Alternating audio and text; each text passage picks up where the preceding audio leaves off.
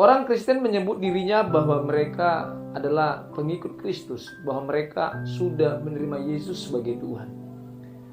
Tetapi sering sekali kita tidak menyadari bahwa ketika kita sudah menerima Yesus sebagai Tuhan, kadangkala ini hanya cerita, hanya status bahwa engkau sudah menerima Yesus sebagai Tuhan. Jika saudara benar-benar sudah menerima Yesus sebagai Tuhan, tentunya ada hal-hal yang saudara kerjakan membuktikan bahwa saudara benar-benar menerima Yesus sebagai Tuhan. Di luar sana banyak kita ketahui bahwa orang Kristen pada umumnya sudah menerima Yesus. Tetapi perlu kita pelajari apakah mereka secara pribadi benar-benar sudah menerima Yesus sebagai Tuhan. Kita harus pahami itu, saudara. Ketika kita dicaci maki, kita difitnah, kita disakiti, saudara, apa yang mestinya kita kerjakan? Apa yang mestinya kita lakukan? Kalau orang lain berbuat jahat kepada kita, tentu kita sebagai orang yang sudah menerima Yesus tidak akan pernah membalas orang tersebut dengan kejahatan. Tidak pernah membalas fitnah mereka dengan kejahatan. Tidak, saudara. Tetapi justru kita terus menebar kebaikan. Ini tanda orang yang mengenal Yesus. Tanda orang yang sudah menerima Yesus. Ketika saudara sudah menerima Yesus sebagai Tuhan, tidak ada kejahatan di hati saudara. Tidak akan ditemukan ada kejahatan, bahkan satu kejahatan di dalam hatimu. Jika engkau hari ini mengaku bahwa engkau sudah menerima Yesus sebagai Tuhan, dan masih ditemukan ada kejahatan di dalam hatimu, ini perlu diperbaiki. Hati yang benar-benar masih dilekat oleh dosa, hati yang masih ditemukan banyak kejahatan, ini perlu diperbaiki, saudara. Pada prinsipnya orang yang sudah menerima Yesus sebagai Tuhan, tidak ditemukan kejahatan di dalam hatinya. Orang yang menyakiti dia akan dibalas dengan kebaikan.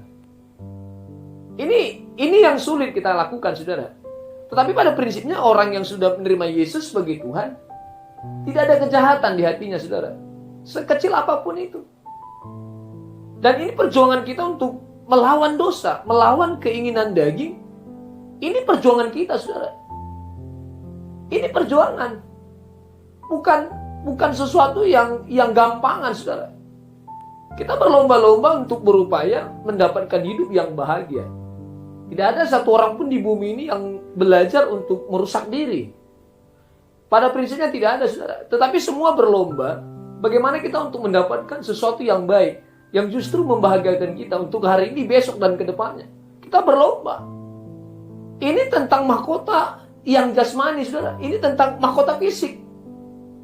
Tentang daging, saudara. Berlomba-lomba kita untuk mengenakan daging, membahagiakan tubuh. Ini semua orang berlomba. Tetapi Rasul Paulus sampaikan ada satu mahkota yang abadi, yang semestinya kita kejar. Ketika saudara benar-benar menerima Yesus sebagai Tuhan, kita punya perjuangan untuk menyenangkan Bapa, untuk menyenangkan Tuhan. Ini urusan kita.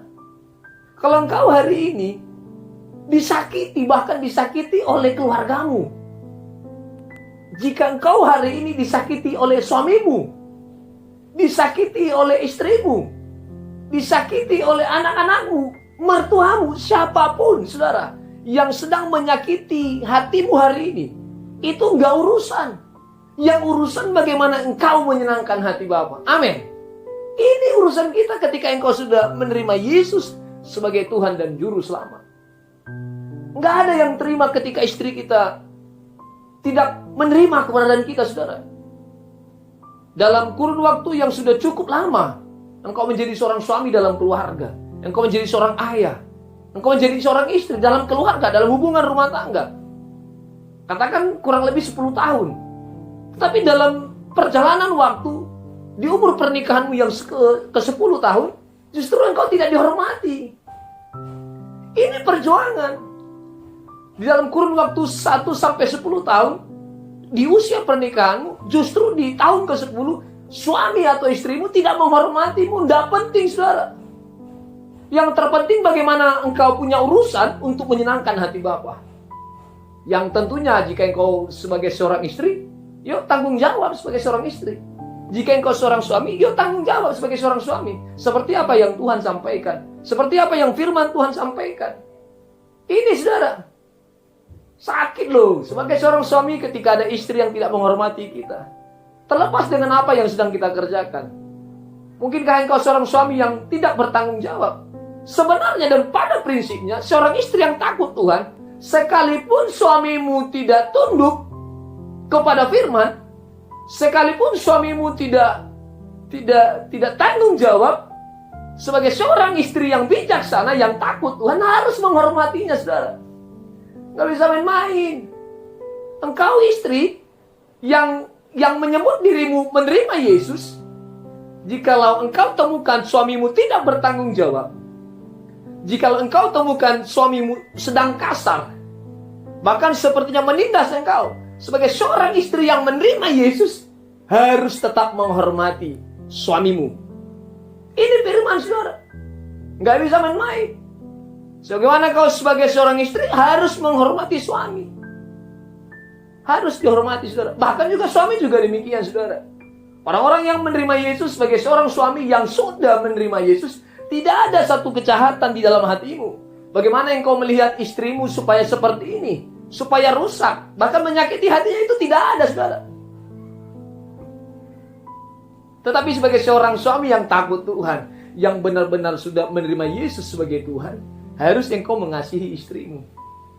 Harus, saudara. Ini satu keharusan. Kalau engkau melihat istrimu di 10 tahun yang lalu, ketika engkau masih berpacaran, engkau melihat seperti sebuah mobil yang begitu slim, mobil sport tentunya, saudara. Engkau begitu tertarik.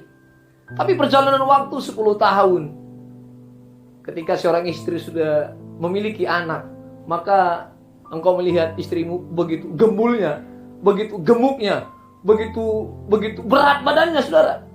Ini engkau harus tetap mencintai sebagai seorang suami yang takut Tuhan. Harus tetap mencintai. Tentang fisik ini nggak menjadi soal, saudara. Tidak menjadi soal, bahkan tentang karakternya yang mungkin melukai hatimu sebagai seorang suami juga tidak menjadi soal. Hubungan antara suami dan istri ketika hidup di dalam Yesus, maka ini akan menjadi satu pengakuan bahwa mereka saling menerima. Ketika engkau sampaikan kepada suamimu atau kepada istrimu, aku mencintaimu, maka engkau sedang mencintai kekurangannya. Maka engkau sedang mencintai kelebihannya, saudara. Tidak hanya sekedar mencintai kelebihannya, tetapi sampai kepada mencintai kekurangannya. Engkau suami harus mencintai istrimu di dalam kekurangan. Juga demikian istri harus mencintai suami di dalam kekurangan. Ini yang disebut saling mencintai, saudara. Ini yang perlu kita pelajari ketika orang-orang hidup di dalam Yesus dan menerima Yesus sepenuhnya. Menerima Yesus sepenuhnya sebagai Tuhan dan Juru Selamat, maka tidak ada sesuatu yang rusak dalam hati. Tidak ada sesuatu yang buruk. Oleh sebab itu ketika engkau mengakui bahkan menerima Yesus sebagai Tuhan, jangan sampai ada noda di dalam hatimu, saudara. Jangan sampai ada sesuatu yang jahat di hatimu. Tetapi belajar dan berlomba, berjuang terus bagaimana engkau hidup di dalam perkenanan Allah. Ini yang menjadi tugas kita, saudara. Bapak Ibu Saudara yang diberkati Tuhan, banyak orang mengatakan bahwa mereka adalah seorang pelayan. Mereka seorang WL, worship leader, saudara, dalam gereja. Melayani dengan baik, dengan sungguh. Kalau pandangan manusia ini orang luar biasa. Ada talenta, ada bakat, ada karunia untuk melayani, mengasihi Tuhan. Orang-orang melihat, wah, ini luar biasa. Ini luar biasa. Tetapi ketika mereka masuk dalam rumah tangga, ada sesuatu yang perlu diperbaiki. Suami menganggap dia sudah melayani, istri menganggap sudah melayani. Tetapi di dalam keharmonisan rumah tangga tentu ini perlu diperbaiki. Ada sesuatu yang rusak. Mereka di dalam pandangan orang terlihat tidak ada yang kurang, saudara. Sebab mereka sedang melayani Tuhan. Tapi ketika pulang dari pelayanan, ini seorang istri kurang patut, saudara. Ketika seorang istri setelah pulang dalam gereja, setelah pulang dari gereja, pulang pelayanan dan masuk ke rumah, justru tidak menghormati suaminya, saudara. Ini perlu diperbaiki. Kalau engkau sudah mengasihi Tuhan Allahmu, bagaimana mungkin engkau tidak mengasihi suami? Sekalipun suamimu tidak bertanggung jawab dalam semua situasi dalam keluargamu, saudara. Ini yang menjadi perbedaan kita. Engkau yang sudah mengasihi Allah, Engkau seorang pelayan yang sudah melayani Tuhan di dalam gereja. Dan engkau sebagai seorang istri, ketika engkau pulang dari pelayanan, engkau di dalam rumahmu justru tidak menghormati suamimu. Ini yang perlu diperbaiki, saudara.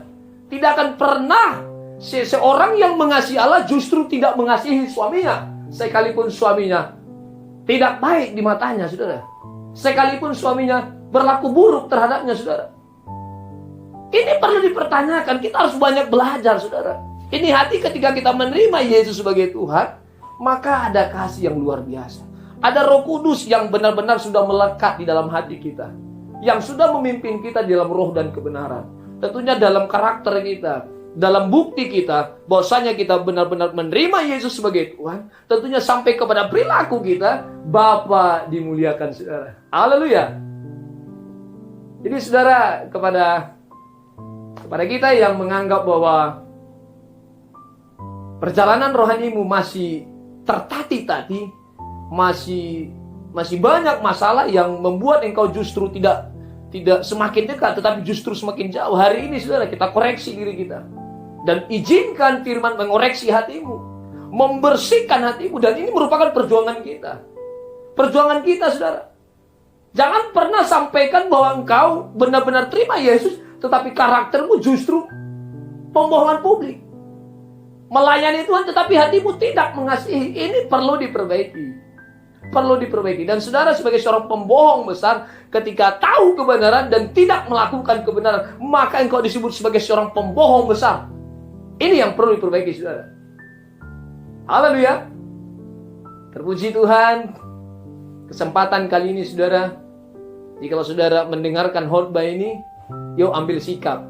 Buka pintu kamarmu, masuk dalam kamar, lalu sujud berdoa kepada Tuhan. Ampuni aku, Tuhan. Sebab yang aku lakukan justru menyakiti hati Tuhan. Hari ini aku benar-benar mengaku tentang apa yang sudah aku kerjakan, yang justru melukai Tuhan Allahku. Hari ini aku berkomitmen untuk bagaimana hidup berkenan di hadapan Allah. Ini sikap kita, saudara. Ini pengakuan kita. Maka Allah akan memberikan pengampunan. Dan Dia adalah Allah yang setia mengampunimu ketika engkau mengaku dalam kesalahanmu, saudara.